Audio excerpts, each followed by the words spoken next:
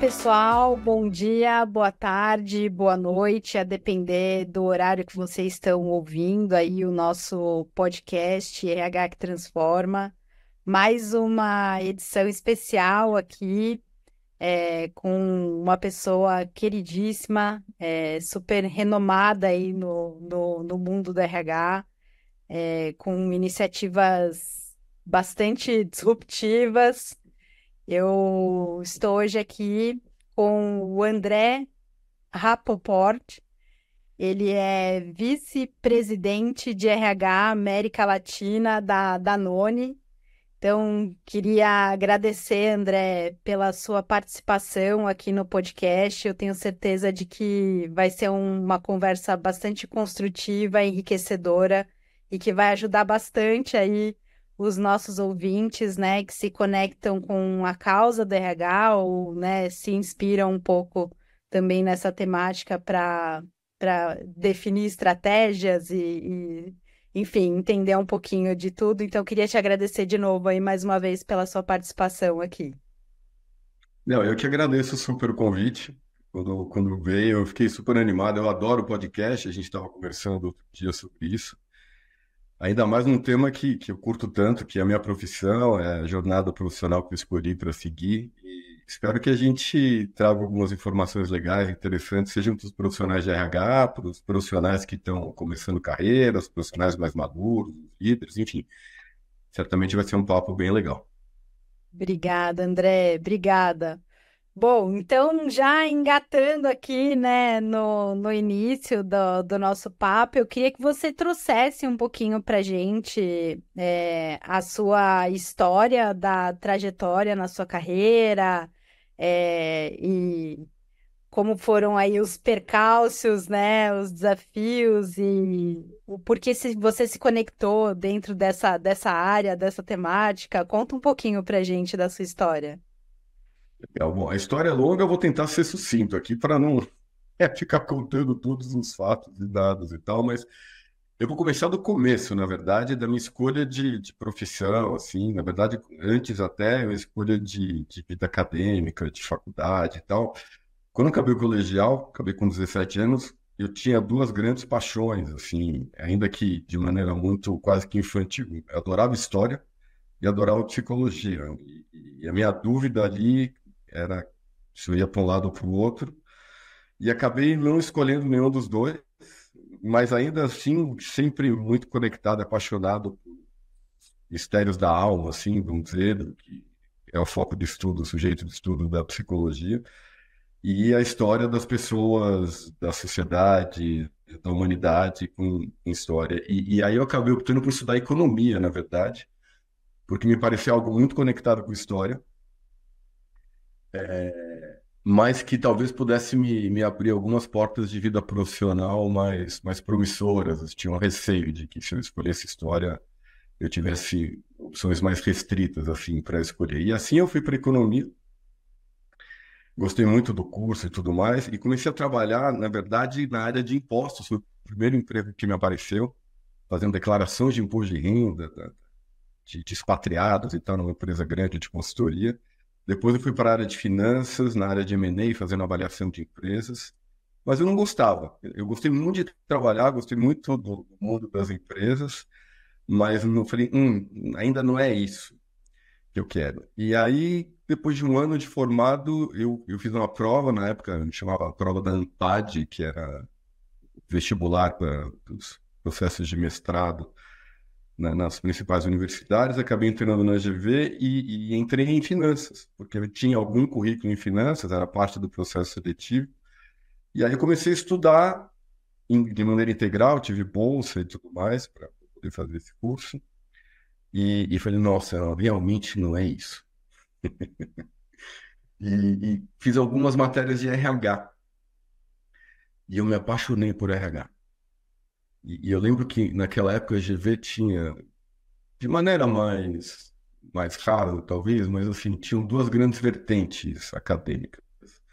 Uma dos professores que tinha uma proposta mais de intervenção, de como tornar as empresas mais eficientes. Mas tinha um outro grupo de professores, mais acadêmicos, menos conectados, talvez, com o mundo concreto das empresas, mas com uma visão muito crítica sobre as organizações. E foi aí que eu me apaixonei. Eu falei, nossa, é isso que eu quero. Quer dizer, como é que a gente consegue transformar as empresas, ainda que de uma visão, eu confesso que é uma visão um pouco ingênua na época, né? Porque eu acho que eu tinha 23 anos quando entrei no mestrado. Mas eu falei, cara, é isso que eu quero. Assim, mundo de empresa legal, eu tinha trabalhado durante a faculdade, tinha ambiente, a construção coletiva, as relações entre as pessoas e tal, sempre achei divertido. Mas eu falei, é um lugar que eu posso ajudar. As pessoas terem um espaço para serem mais autônomas, para serem mais autênticas, para poderem encontrar e realizar seus potenciais e tudo mais. E assim foi academicamente, e aí começou a minha jornada no mundo de RH, de novo, no ambiente acadêmico, não profissional. E aí fui para empresa de consultoria, fazendo consultoria organizacional, daí eu acabei entrando num programa de trainee gerencial da Credicar, junto com o Citibank na época. Fiquei alguns anos aí, foi uma super oportunidade, porque eu passei por quase todas as áreas de RH, passei por seleção, passei por treinamento, passei por desenvolvimento, vi alguma coisa de remuneração. E aí tive, enfim, acabei indo para a Oracle depois, me tornei diretor de recursos humanos pela primeira vez lá. Fiquei alguns anos, depois eu fui para a Sanofi, uma empresa farmacêutica francesa, onde eu também diretor de RH para o Brasil, e aí depois por alguns anos responsável pela América Latina. Depois disso eu tive na Right Management, onde eu fiquei um ano e meio, quase 2 anos, como presidente da operação, uma consultoria de outplacement, parte de um grupo grande chamado Maypower, um grupo americano. E finalmente, há 8 anos, na Danone, empresa apaixonante, uma jornada super interessante, inclusive com vários pontos de convergência entre o que eu acredito em relação a RH, me conecta muito com o meu início, até por isso que eu falei um pouquinho do porquê que me apaixonei por RH e tal, porque tem muita convergência com o que é a proposta, a missão, como que a Danone se posiciona. Então, de maneira super sucinta, essa é a minha história de vida profissional. Eu tenho 2 filhos maravilhosos. Eu falo, sempre que me refiro a eles, falam os meninos. Os meninos, na verdade, já têm um 25 anos, outro 23, trabalhando, fazendo faculdade e tal. E tenho 2 enteados também, maravilhosos, um enteado, uma enteada. Então, são meus 4 meninos que eu curto muito. É isso aí. Ai, que legal, André, que legal. Parabéns pela sua trajetória. E como são as coisas, assim, né?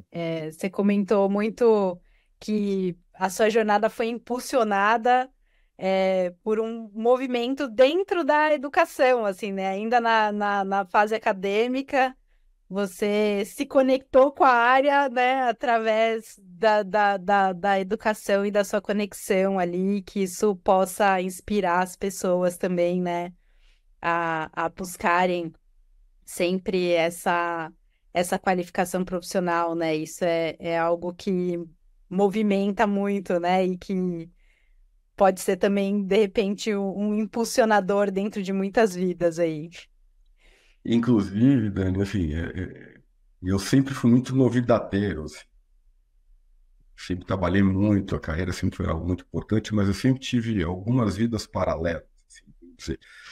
Então, eu fiz algumas formações, em coaching fora do Brasil, no Brasil, acabei me formando como psicanalista de forma mais tardia. Então, a minha paixão lá atrás por psicologia, tem vários psicanalistas na família. Quando eu era adolescente, eu lia Freud em espanhol, não tinha ainda Freud traduzido para português, que obviamente não entendia nada. Em português já é quase impossível de entender.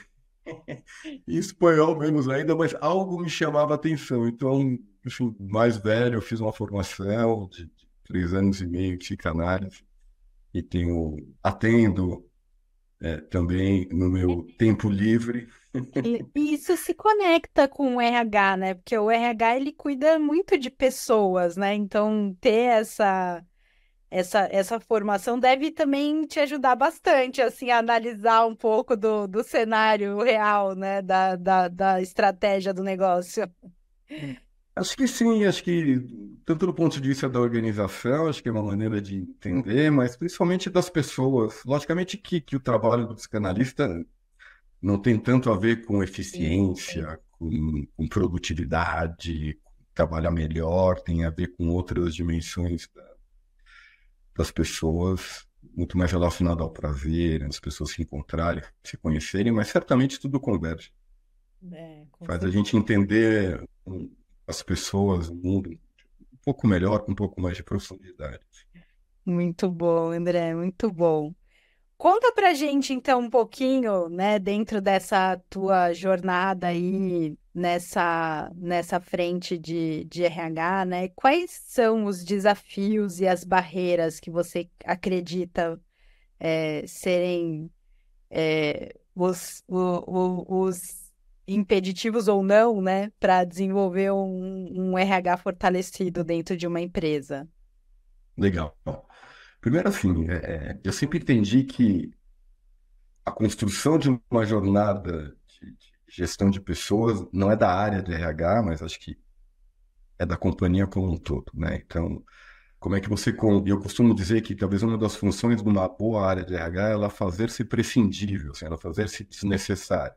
É quase que utópico, mas assim, talvez em algum momento os gestores ocupem mais esse papel e as próprias pessoas, se conhecendo melhor e tendo uma infraestrutura bem montada dentro das organizações, consigam trilhar seus caminhos de uma maneira mais, talvez mais autônoma e tudo mais.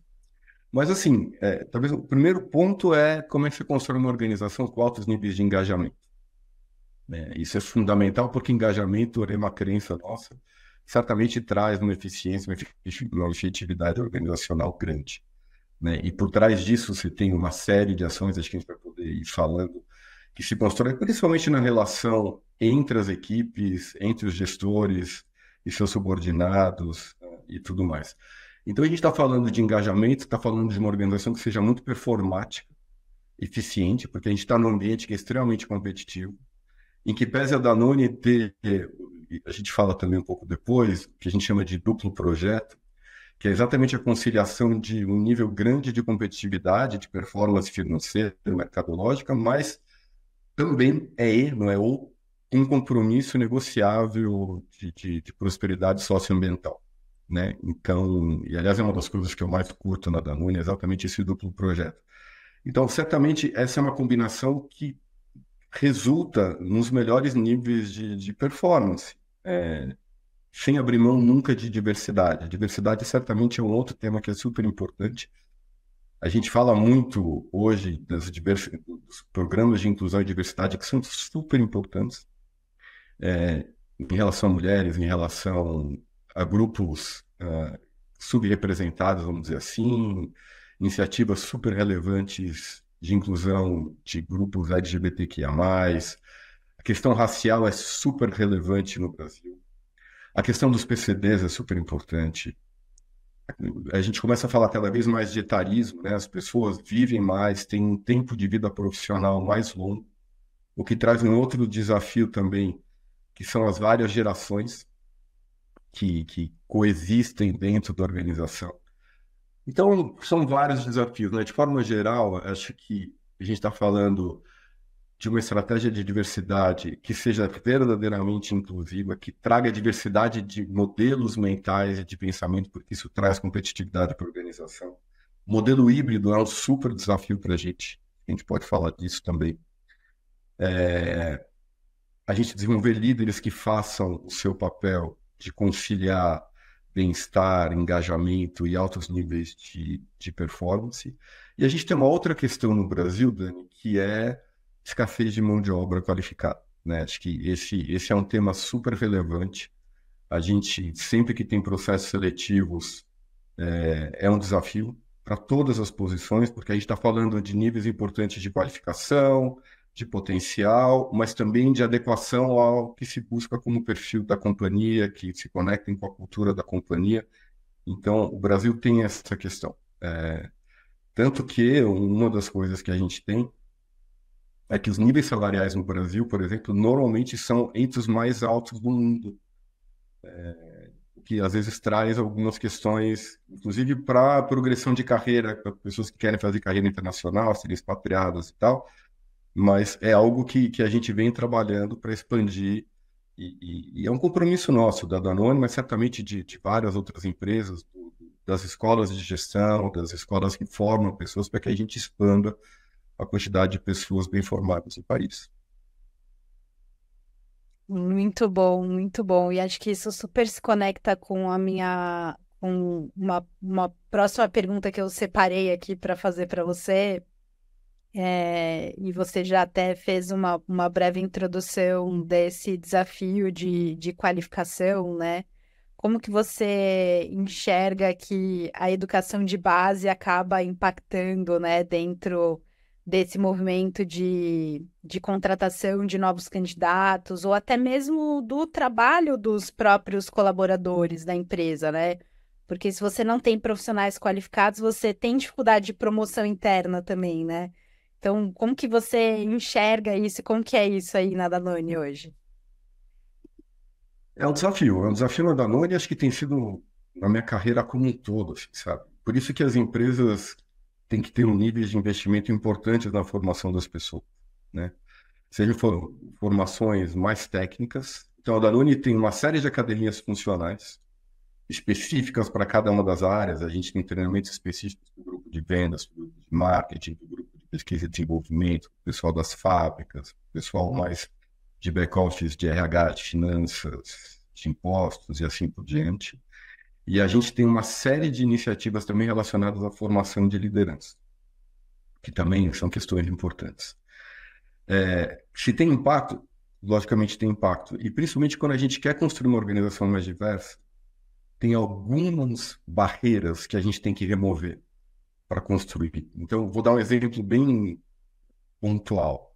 O conhecimento de idioma, que parece uma coisa básica, mas ainda é um problema super importante. No Brasil, a Danone é uma empresa multinacional, então muitas das reuniões dos chefes muitas vezes estão fora do Brasil, dos programas de treinamento muitas vezes são feitos junto com a corporação e tudo mais. Então, a gente removeu, por exemplo, como critério de seleção, conhecimento prévio de inglês, porque a gente tem um déficit, um processo de formação mais básico dentro da nossa sociedade e a gente percebeu que esse era um empecilho para construir uma organização diversa, né?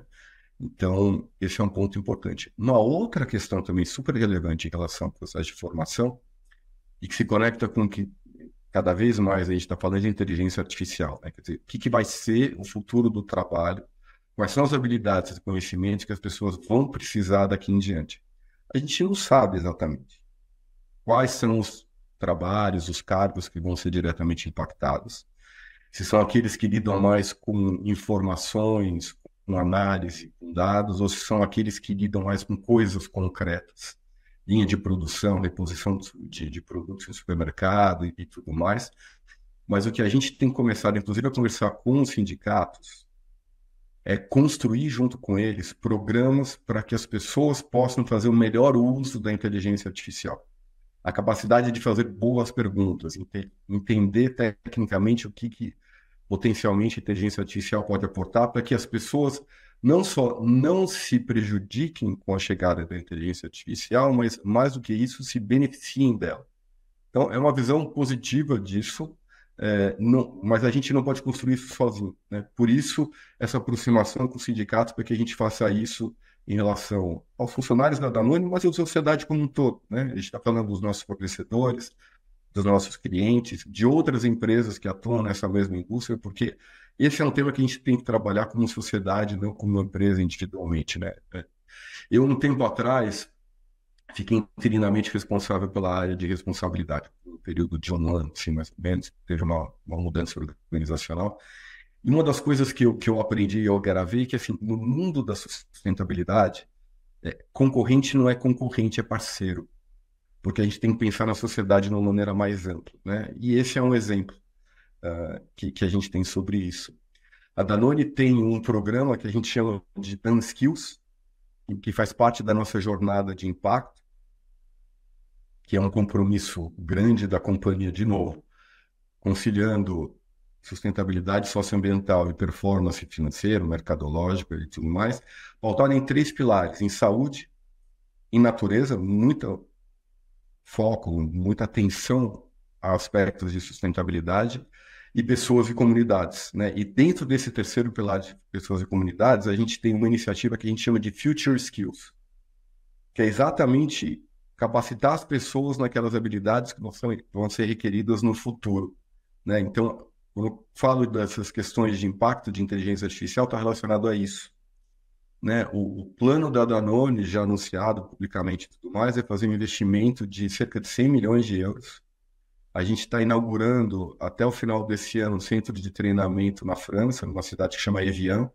Então, algumas pessoas conhecem uma das marcas da Danone de águas na França. Tem um pouco importado aqui, mas está mais presente na Europa. É a marca Evian, que fica numa cidade com o mesmo nome. E a gente vai construir um centro de treinamento muito legal lá para focar exatamente nessas habilidades que não são necessárias para o futuro. Para se, não é garantir, a gente não sabe o que vai ser o futuro, mas para habilitar, capacitar as pessoas para manterem-se com níveis grandes de empregabilidade. Acho que é esse o compromisso da companhia.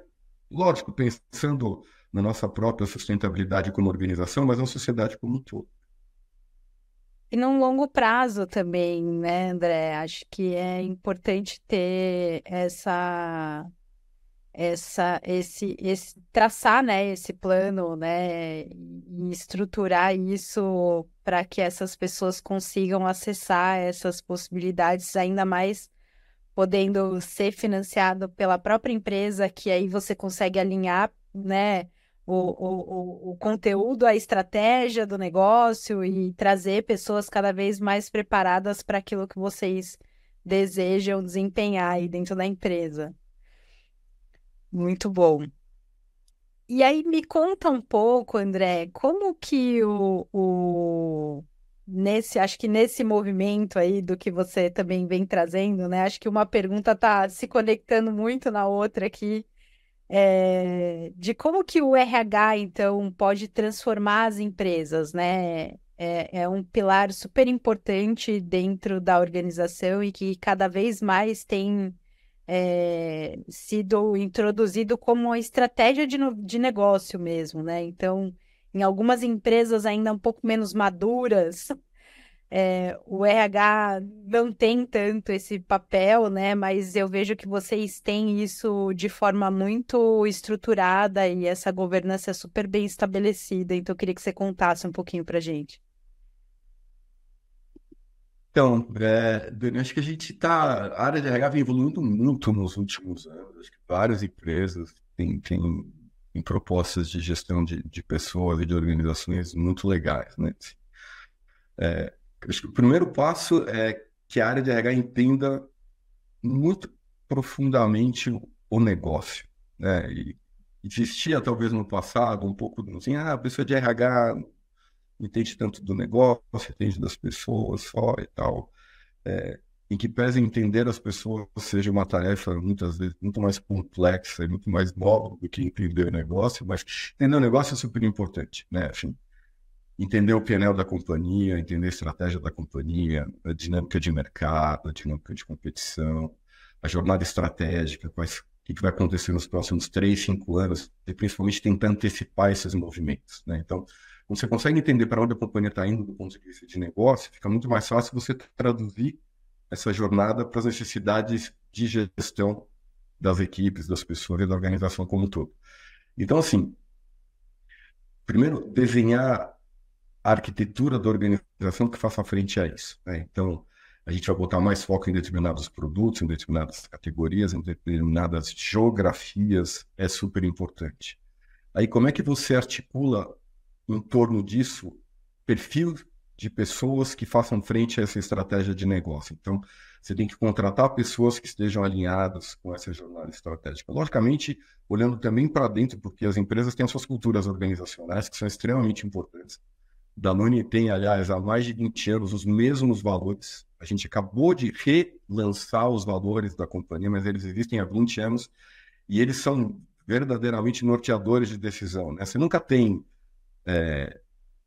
Nunca não, mas muitas vezes você não tem clareza se a decisão correta é para a direita ou para a esquerda, e aí os valores fazem toda a diferença. A gente costuma dizer que é a bússola moral para tomada de decisões, né? A gente tem 4 valores, todos os funcionários, se você perguntar, conhecem, que eles formam uma palavra em inglês que é hope, de esperança, mas é H-O-P-E, H de humanismo, O de abertura em inglês, de openness, proximidade e entusiasmo, né? Então, quando a gente vai contratar pessoas, a gente olha para esses valores. Quando a gente vai discutir se alguém deve ser promovido, não deve ser promovido, a gente olha para esses valores. E principalmente quando a gente tem que tomar decisões de negócio, a gente também olha para esses valores. Então, assim, a maneira como a empresa toma suas decisões certamente é parte integrante da nossa estratégia de gestão de RH dentro da companhia. E aí conciliar o negócio e conciliar os valores da companhia é super importante, né?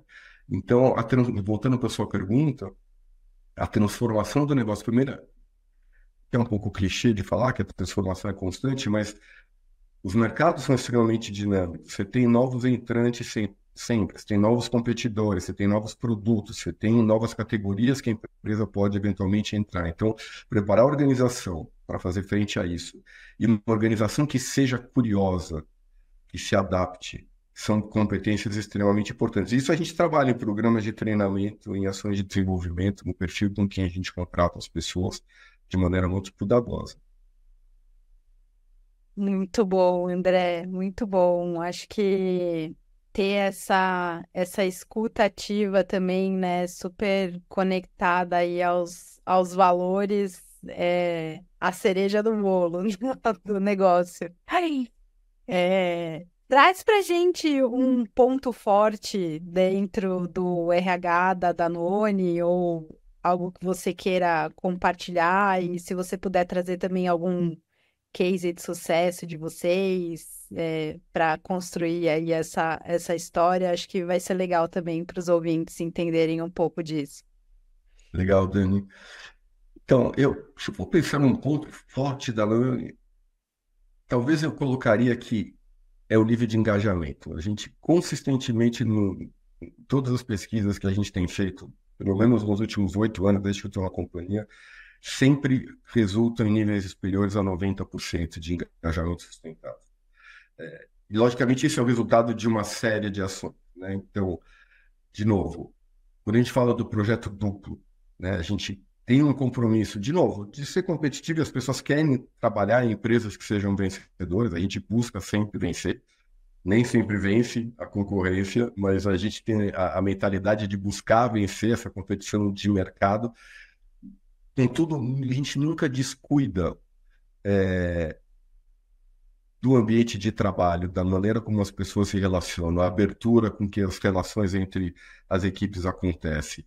O nosso cuidado, de novo, com a nossa estratégia de diversidade e inclusão. A gente tem hoje 52% dos nossos líderes são mulheres, ou das nossas líderes são mulheres, né? A gente tem uma busca enorme, esse é um desafio grande da Danone, mas da sociedade brasileira como um todo, de aumentar o percentual de liderança negra e parda, né? A gente tem 40% dos nossos funcionários que são negros ou pardos. A gente tem uma estratégia de aumentar esse grupo em posições de liderança. A gente tem um programa muito legal que a gente chama de Raízes, que é um grupo de mentoria para tentar retirar barreiras que possam atrapalhar a evolução de carreira desse grupo. A gente tem um grupo que a gente recém lançou, um trabalho de mentoria que chama Delas, em que a gente tem 52 pares de mentoras e mentoradas para trabalhar a evolução de carreira das mulheres. A gente tem um cuidado super grande em relação ao modelo híbrido, então, que é um modelo bastante flexível. As pessoas vão 2 dias por semana para o escritório, pelo menos. Quem quer ir mais pode ir. A gente também não fica controlando se a pessoa de fato foi duas ou não. É uma relação de confiança. Acho que a maneira, e essa palavra confiança é super relevante quando a gente fala de diferenciar de organização, né? Uma organização que pauta suas relações por confiança é uma organização que é muito mais inovadora, em que o erro é permitido.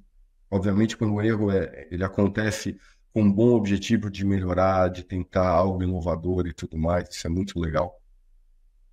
Depois eu queria falar um pouco mais sobre algumas preocupações com o modelo híbrido, mas certamente é uma forma de conciliar a qualidade de vida que traz com estar presente e construir as conexões entre as pessoas, que é tão importante, inclusive, para o processo de crescimento das pessoas. A gente tem um programa de benefícios flexíveis que é muito legal, é benchmark no mercado. A gente recebe pedidos de empresas do Brasil inteiro para conhecerem esse programa, que tem super a ver com a nossa estratégia de diversidade, né? Porque a gente tem uma cesta de benefícios, como todas as empresas, mas, logicamente, as pessoas têm necessidades distintas e têm prioridades diferentes, né? Então, a pessoa pode ter um upgrade de plano de saúde, pode ter um plano de saúde mais básico, se por algum motivo a pessoa se entende, e transferir isso para outros benefícios que sejam mais relevantes. As pessoas que são elegíveis a carro podem abrir mão do carro, transferir isso para também outros benefícios. Então, as pessoas, a gente tenta ao máximo olhar para a singularidade de cada um, né? Respeitar o ritmo, a necessidade, os interesses de carreira de cada um. A gente tem, de maneira bem estruturada, no correr do ano, 5 conversas entre os gestores e os funcionários, né? A gente tem uma primeira conversa no ano muito marcada para definição de metas, então as pessoas sabem claramente quais são os seus metas, o que elas precisam atingir e tudo mais. Tem uma conversa de avaliação de desempenho, uma terceira de feedback, uma quarta de plano de desenvolvimento e uma quinta relacionada à remuneração. Então, o que a gente quer é construir uma relação de confiança das pessoas com seus líderes e das pessoas com a organização como um todo. Assim. As regras são claras, não tem surpresa. Então, acho que eu não diria que o ponto forte da Danone é algum programa específico, tem vários, né? Falei, esse programa de mentoria, de benefícios, a gente tem vários programas de desenvolvimento de liderança, a gente tem um programa para pessoas que estão em vias de tornarem-se líderes, para preparar essas, para que quando virem líderes sejam mais preparadas, pessoas recém-promovidas a cargos de liderança, pessoas que lideram líderes, enfim. Então a gente tem 4 programas de liderança exatamente para que essa estratégia de gestão de RH não seja estratégia da área, mas sim uma estratégia dos gestores, dos líderes da companhia. E esse plano, eu sou fãzaça, assim, né, do trabalho de vocês, e eu acho que, né, o RH ter essa proximidade com os gestores, né, e ajudar e apoiar na definição de estratégias de plano de carreira. Eu acho que isso, com certeza, é um grande case, né, e que deve inspirar muitas empresas a, a construir um pouco disso, né, porque é importante você ter pessoas engajadas e conectadas, assim, a entender o propósito do negócio, né? Então, vocês olham muito de forma individual mesmo, né, para as pessoas e com certeza essa construção ajuda. Conta um pouquinho o que você sente de dificuldade desse movimento híbrido, né? O que que você enxerga como um grande desafio aí dentro dessa jornada desafiadora, né? Que é, Sim. ter pessoas dentro dessa frente de estar, né, no home office e de fato, né, vocês têm essa confiança e essa liberdade com os colaboradores que acho que não só engaja e motiva as pessoas, né, mas como também fortalece muito a estratégia do negócio e como as pessoas se envolvem, né, para poder dar o melhor aí pela empresa. Então, logo quando veio a pandemia, a Danone, como todas as empresas, logicamente, foram para o modelo, aí não híbrido, mas totalmente virtual. E a primeira preocupação que a gente tinha era, ixi, como é que vai ficar, como é que vão ficar os níveis de produtividade da companhia? E a gente não tem problema nenhum. De novo, a gente, acho que o cuidado, todo o cuidado que a gente tem na hora de contratar as pessoas se paga num momento como esse. Quer dizer, as pessoas são sérias, são comprometidas, ninguém precisa estar sendo vigiado para produzir, para entregar e tudo mais. Então, essa preocupação que foi muito lá do início, ela se dissipou e tudo mais, e não está mais presente. Mas eu tenho basicamente duas preocupações. Primeiro, são os mais jovens, sejam jovens de carreira, sejam jovens de tempo, nada anônimo. Porque a gente está falando, a gente falou no começo dos processos de aprendizagem, né? Então, assim, eu vou contar uma historinha. Logo que eu comecei a trabalhar, meu primeiro emprego ali, quando eu estava falando, trabalhando em postos e tudo mais, eu lembro, eu tinha 18 anos na época, na faculdade ainda, mas já trabalhava o dia inteiro, fazia faculdade à noite, mas enfim. E eu lembro que eu entrava na sala dos sócios, e chegando com esses presidentes e tudo mais, eu sempre fui meio cara de pau, assim, para perguntar. Eles me passavam uma tarefa que era assim, fazer revisão. E eu achava que a revisão de pareceres e tudo mais, eu achava que eu tinha que revisar o conteúdo, ou o português e tudo mais, e eu não entendi direito a tarefa, eu lembro até hoje. Na real, a revisão que eles me pediam era de datilografia, porque os sócios escreviam os pareceres à mão e as secretárias datilografavam, eu precisava conferir. E eu não sabia que era só a revisão de datilografia, então eu ficava revisando, não entendia nada. Você vai trabalhar, e ele sugeria reescrever ali um português diferente, que eu achava que era mais adequado. E eu entrava na sala dos sócios para perguntar, falei, escuta, essa questão tributária, assim, assado, tarará, tarará, e eles me davam aulas. Outra coisa eu não entendia, alguma coisa eu entendia, mas certamente eu saía de cada uma dessas entradas assim um pouco abruptas que batia na porta, ou nem tinha porta fechada, eu falava, dá licença e tal. Parará. Eu estou contando essa historinha porque tem um processo de aprendizado que ele acontece na convivência, quase que de maneira osmótica. Às vezes você está sentado do lado de alguém que é mais senior que você está ouvindo o pessoal falar no telefone, você está tem uma pequena reunião acontecendo meio que informalmente ali do teu lado, você presta atenção. Então, assim, a pessoa que acabou de entrar na empresa, mesmo que já tenha algum tempo de carreira, ou a pessoa que está começando o seu processo de profissionalização, vamos colocar assim, perde, eu tenho a impressão, essa oportunidade de aprender mais quando está trabalhando de casa. Porque não tem mais essa espontaneidade, essa orelhada que se dá numa conversa do lado, você bater, pedir alguém, vamos ali no café comigo e tudo mais. Você pode fazer isso de maneira virtual? Pode, mas é muito mais difícil. Então, a minha preocupação primeira é essa, é o processo de formação e de aculturamento das pessoas, porque entender a cultura da companhia está muito relacionado a você conviver com as pessoas, a você observar o comportamento das pessoas, né? Talvez por isso que as pessoas continuem viajando, né? Todas as grandes cidades turísticas do mundo estão lá no YouTube. Tem vídeos maravilhosos e tudo mais. Mas, sim, ninguém fala, não vou para Paris conhecer, porque eu assisti um programa super legal sobre Paris no YouTube. É legal ver no YouTube. Mas você Ao não vivo. fala com as pessoas, você não sente as pessoas, você não sente o cheiro, você não olha no olho. E aí, esse olhar no olho me remete a uma segunda preocupação, que é o quanto que as relações de confiança são construídas, com que velocidade elas são construídas, com que profundidade elas são construídas. E aí, o olho no olho, você está presencialmente convivendo com as pessoas, talvez tenha uma influência. Como é que isso vai, né, vai surtir ou não efeitos nos próximos anos? Eu não sei.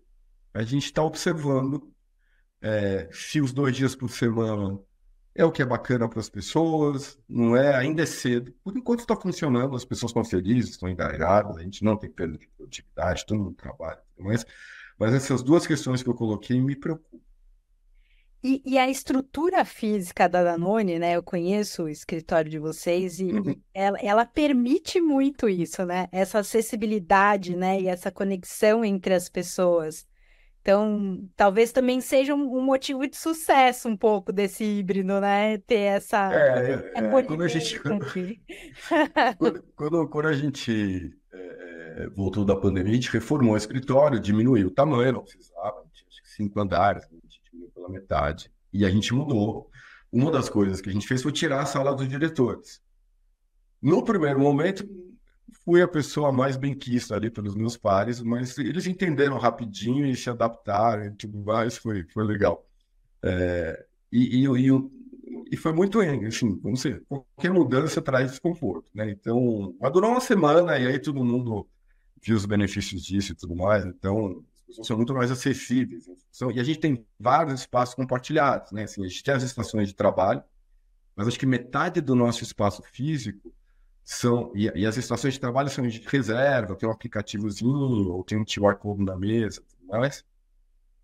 Mas a gente tem metade do escritório que são mesas compartilhadas. Se você estivesse num café, num bar, enfim, também para permitir as pessoas a interagirem entre elas e dar um nível de conforto, assim, uma coisa mais relaxada. Então, a Danone é uma empresa super relaxada, super informal. Eu lembro quando eu cheguei na Danone, meu primeiro dia eu fui de terno. Eu ainda sou da época, quando eu comecei a trabalhar, que eu trabalhava de terninho, gravata de crochê e tal, terno que eu comprava prestação e tal, com salário de estagiário, mas eu tinha que ir de terno. E aí, enfim, cheguei lá na Nune, eu olhei e falei, só tinha o diretor jurídico de terno, era a única pessoa. E ainda assim, porque ele era um cara elegante e tal. E aliás, isso também, assim, se a pessoa tá afim de ir porque ele acha que tá elegante, ele se sente bem, tá tudo legal, mas nunca mais. De vez em quando tem que botar pra lavar até, no camisa de botão e tal, porque, porque começa a embolorar em casa e tal. É, é super informal. Acho que a vestimenta, de alguma maneira, reflete, né, um pouco desse espírito, desse clima de trabalho, que ajuda bastante na interação entre as Verdade pessoas. também, né? Com certeza. Super.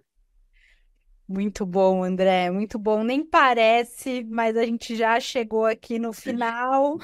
Falei muito, Dani, desculpa. Falou nada, tá uma delícia isso aqui. Eu tô adorando, tenho certeza de que vai ajudar muitas pessoas aí. Queria que você trouxesse agora para a gente finalizar um pouquinho da sua visão, né, de quais são as tendências e as previsões da área de RH aí para os próximos anos.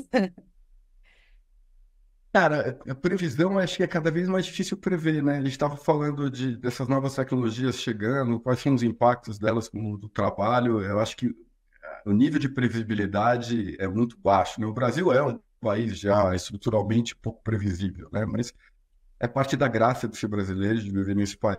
E acho que a gente tem um diferencial em relação a outros países, que é essa capacidade de leitura de cenário muito rápido e de se adaptar, né? A gente, em grupos de trabalho que tem pessoas de outros países e tal, os brasileiros normalmente se dão super bem em relação a isso. Talvez a maior tendência seja essa, quer dizer, ficar atento ao que vai acontecer no cenário, se adaptar, não ser muito resistente à mudança. Um pouco de resistência sempre faz parte, é humano, que traz desconforto, mas tentar passar rápido pela fase de desconforto, se adaptar o mais rápido possível e que as pessoas sigam estudando. Quanto mais as pessoas estudam, mais elas têm repertório para lidar com o novo, né? E mais elas têm repertório para conhecer a si mesmas, né? Isso não é uma tendência futura, mas se pudesse deixar uma mensagem, principalmente o pessoal que está começando a carreira e tal. E aliás, a gente começa a carreira algumas vezes. Quanto mais longevas são as carreiras, as pessoas agora trabalham até 60, 65, eventualmente 70, sei lá. A gente tem várias carreiras numa só, né?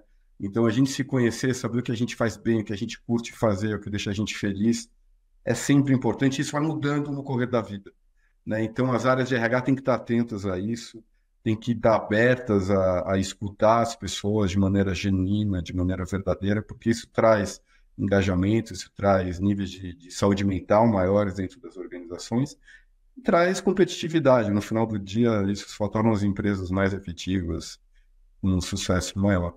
Acho que é isso aí. Muito bom, André. Que maravilha de papo. Queria de novo te agradecer aqui mais uma vez pela sua disponibilidade de trocar essa ideia com a gente, de construir esse projeto nosso que é o RH que Transforma. Espero que muitas pessoas possam assistir, se conectar com isso. Eu fico à disposição aqui também para trazer um pouquinho mais, né, e ter essa acessibilidade também, da gente poder contar mais sobre essa frente de RH que é tão importante dentro das empresas. Obrigada, foi um papo muito bom e Vamos fortalecer isso para as pessoas poderem se engajarem cada vez mais dentro dessa temática aí. Show, eu que agradeço de novo o convite, muito legal o papo e espero que o pessoal curta. Se alguém tiver curiosidade, quiser conhecer mais sobre o Danone, sobre os programas, quiser mandar currículo, a gente está à disposição. Certamente na edição do podcast, do vídeo, deve ter os contatos e tal. Vai ser um prazer, a gente curte compartilhar sempre com todo mundo que procura a gente. Tá Tem bom? sim, tem sim. Obrigada, André. Galera, André Rapoport aqui, o vice-presidente RH América Latina da Danone. Obrigada pelo podcast. Até a próxima.